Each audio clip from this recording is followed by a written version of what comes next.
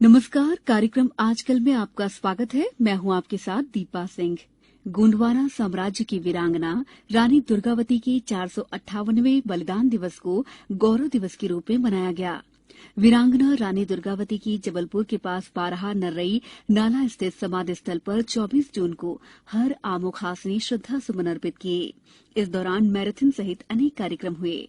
मुख्यमंत्री शिवराज सिंह चौहान ने भी यहां श्रद्धा सुमन अर्पित कर रानी दुर्गावती के शौर्य और पराक्रम को नमन किया। रानी दुर्गावती ने पूरी वीरता से लड़ते हुए अपना बलिदान दे दिया, लेकिन कभी अधीनता स्वीकार नहीं की। आइए सुनते हैं रानी दुर्गावती के अदम्य साहस, वीरता और रण कौशल पर केंद्रित प्रादेशिक समाचार एकांश की एक खास पेशकश।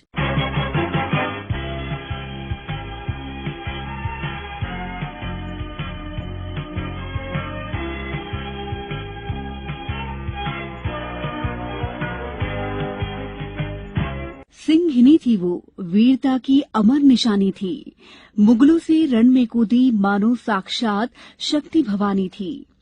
वीरांगना रानी दुर्गावती की गौरव गाथा इतिहास के पन्नों में स्वर्ण अक्षरों में अंकित है। रानी दुर्गावती ने न केवल अपने राज्य को बहुत अच्छे से संभाला, बल्कि कभी भी किसी के आगे घुटने नहीं टेके।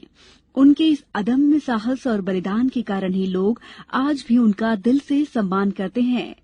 सांस्कृतिक साहित्यिक संस्था मित्र संघ के एसबी शेकटकर बताते हैं कि आईने अकबरी में भी रानी के शौर्य की गाथा का बखान किया गया है। गढ़ा मंडला राज्य की महान वीरांगना रानी दुर्गावती के शौर्य, त्याग और बलिदान की जिस स्तर पर चर्चा होना चाहिए थी, वह नहीं हो सकी। भारतीय इतिहासकारों ने रानी दुर्गावती के साथ न्याय नहीं किया। वहीं दूसरी ओर सबसे आश्चर्यजनक बात यह है कि आईने अकबरी में वीरांगना दुर्गावती के शौर्य और बलिदान का बहुत प्रमुखता से उल्लेख हुआ है। रानी दुर्गावती का जन्म 5 अक्टूबर 1524 को प्रसिद्ध चंदेल सम्राट कीरत राय के घर हुआ। इनके पिता चंदेल वंश के सबसे प्रतापी शासक थे। रानी दुर्गावती का जन्म दुर्गाष्टमी के दिन हुआ था, इसलिए उनका नाम दुर्गावती रखा गया था। उन्होंने अपने पिता से युद्ध कौशल सीखा और राज्य तथा प्रशासन संभालने की बारीकियां भी। रानी दुर्गावती का विवाह सुप्रसिद्ध गौंड शासक दलपत शाह से हुआ था। रानी दुर्गावती ने 1545 ईस्वी में वीर नारायण नामक पुत्र को जन्म दिया। वीर नारायण की आयु महज 5 साल थी और राजा दलपत शाह का स्वर्गवास हो गया। वीर नारायण की कम उम्र के कारण रानी दुर्गावती ने गौंड साम्राज्य की जिम्मेदारी संभाली। उन्होंने अपने साहस और सूझबूझ से राज्य का विस्तार किया और गोंडवाना के राजनीतिक एकीकरण का काम पूरा किया, जिसे साहस, उदारता और चातुर्य के लिए गढ़कटंगा के नाम से भी जाना जाता है। उस समय रानी दुर्गावती का राज्य रीवा और मालवा की सीमाओं को छूने लगा था। इतिहासकार बताते हैं कि मुगल साम्राज्य के तत्कालीन रीवा और मालवा के सूबेदारों की नजर रानी दुर्गावती के समृद्ध, समर्थ और खुशहाल राज्य पर थी। उन्होंने अकबर को भड़काकर रानी के राज्य पर बार बार आक्रमण किए।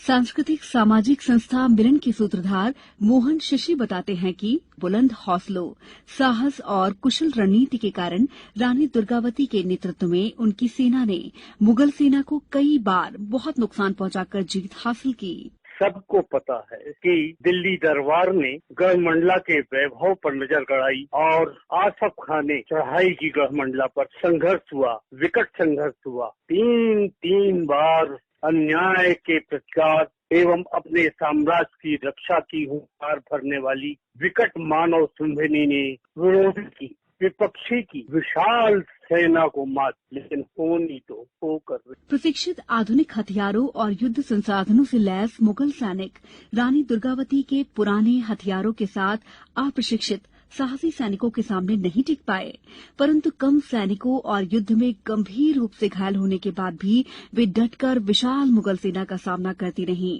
और अंत में 24 जून 1564 को वीर गति को प्राप्त हुई। रानी दुर्गावती प्रजावत्सल थीं। उन्होंने आम लोगों की सुविधा के लिए सामाजिक बदलाव का मार्ग प्रशस्त किया और कुओं तथा बावड़ियों जैसे तमाम निर्माण कार्य कराए। उन्होंने वर्तमान जबलपुर के पास बहुत बड़ा जलाशय भी बनवाया था, जिसे रानीताल कहते हैं। एसबी शेकटकर बताते हैं कि रानी दुर्गावती के कार्यकाल में सिर्फ हमारे जबलपुर में ही 52 बड़े ताल और तलैयों का निर्माण कराया और दुर्गावती की शासन व्यवस्था में जल संवर्धन इतना प्राथमिक था कि उनके राज्य में, दुर्गावती के राज्य में ये नीति थी कि जो भी व्यक्ति जितना बड़ा तालाब खोदेगा उसको उससे कई गुनी जमीन जो है वो खेती के लिए दी जाएगी। विराट व्यक्तित्व की धनी रानी दुर्गावती महान शासक होने के साथ साथ सौंदर्य, विवेक, साहस और वीरता की मिसाल थी। उनमें कुशल प्रशासक, नेतृत्व क्षमता और स्वाभिमान कूट-कूट कर भरा था। आत्मसम्मान उनकी सबसे बड़ी ताकत थी। तभी तो उन्होंने मुगलों के सामने हथियार डालने के बजाय मातृभूमि की बलि देवी पर अपनी आहुति देकर हमेशा के लिए अमर हो गईं।